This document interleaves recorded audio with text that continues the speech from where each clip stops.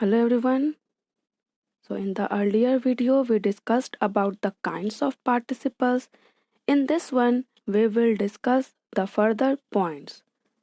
So firstly we have to do some revision work. Means when we construct any sentence of tense then we use participle. Both the participles present and past. So how we use that, about that we will do revision.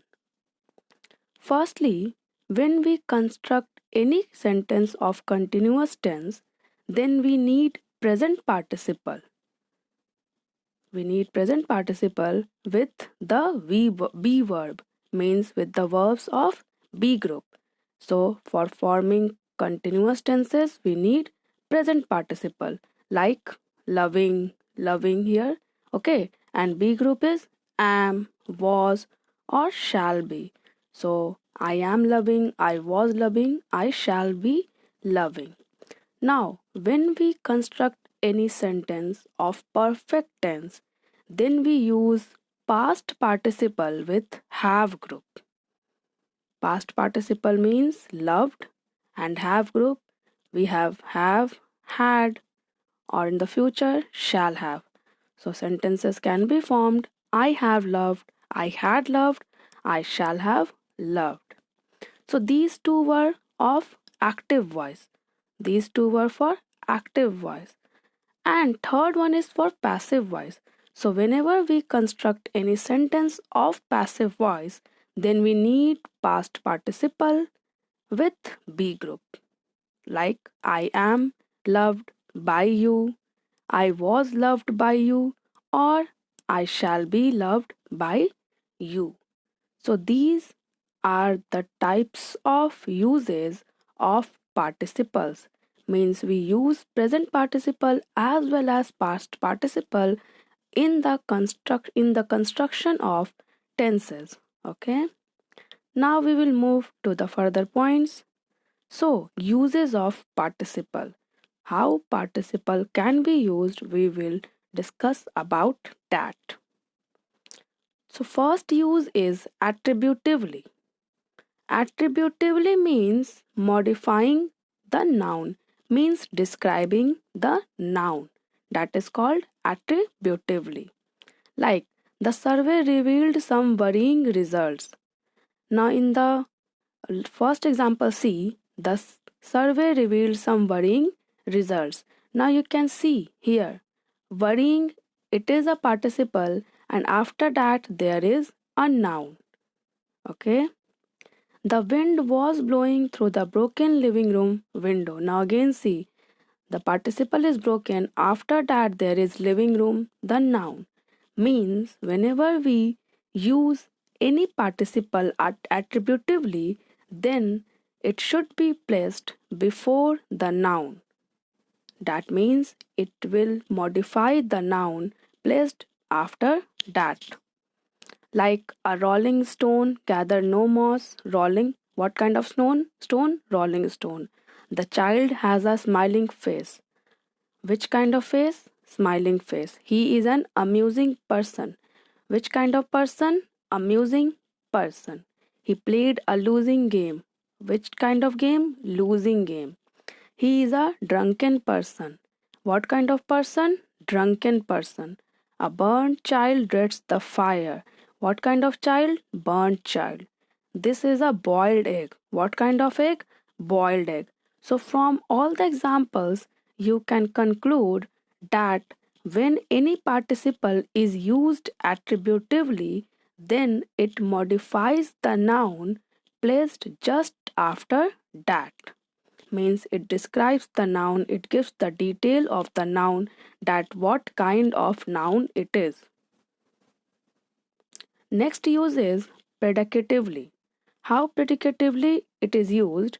Means whenever any participle is used predicatively, then it is obvious that it will be in the predicate part. Like the results of the survey were worrying. Now the result is the subject, and the predicate part is of the survey were worrying. The living room window was broken. Predicate part was broken. Now the first example. In the first example, the participle is in the predicate part. Worrying, it is a participle and it is situated in predicate. Second example, the participle is broken, and here you can also see that here the participle is in the predicate part. Same you can see in the next examples. She came weeping. Now predicate part is came weeping and the participle is weeping. He seems satisfied. The participle is satisfied. It is in the predicate part. You kept me waiting. We saw him dancing. I am dancing. Means second use is predicatively, means the participle will be situated in the predicate part. Now, third one is absolutely with a noun or pronoun going before it. It means that in this type of use, we will put the participle just after the noun or pronoun. Means it will take the position just after the noun or pronoun. Now see, the sun having risen, the birds began to fly. The sun, it is the noun, and just after that we have used having risen, that is participle. Again, the weather being hot, I did not go out. Now see, in all the examples, the purple words are the noun, the sun, the weather, God, the weather, Mary. And the underlined part, which is written in white color, are the participles having risen, being hot, willing, being fine, having arrived.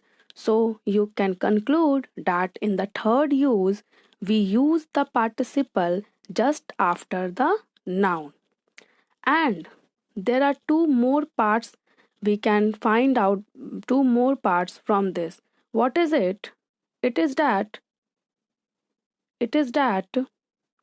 see, the whatever words are underlined, the sun having risen, these words, these words form a phrase, and that phrase is called absolute phrase. So what is absolute phrase? A phrase formed with the participle and the noun or pronoun which is independent of the rest of the sentence. So the sun having risen, this part is underlined. It is called absolute phrase. Why it is called absolute phrase?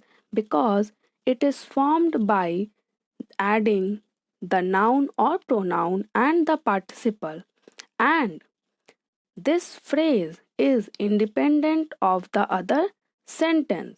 It is independent of the other sentence, means it is a single part of the sentence. The weather being hot, I did not go out.